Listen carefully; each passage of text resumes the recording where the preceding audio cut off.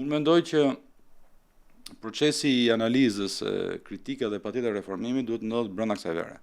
Sigurisht duke përfunduar ciklin e evidentimit shkeljeve, ekspozimit në për qoftë proceset gjyqësore, ankimimet, po qoftë dhe në për partnerët apo institucionet ndërkombëtare që monitorojnë zgjedhjet.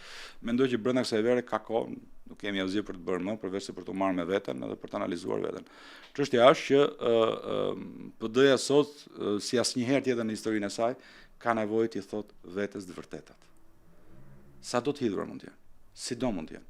Dhe mbasi t'ia themi të vërtetat vetes, duhet gjejmë po ashtu kurajin për t'ia thënë të vërtetat dhe njerëzve, mbështetësve, shoqërisë, atyre që na kanë mbështetur dhe atyre që na kanë refuzuar. Duhet t'ia themi të vërtetat. Këtu fillon ringritja e PD-s. E përdor një herë këtë termin, ky termi i rithemelimi është përdorur gjatë konfliktit PD-s, u etiketua njëra palë versus tjetra.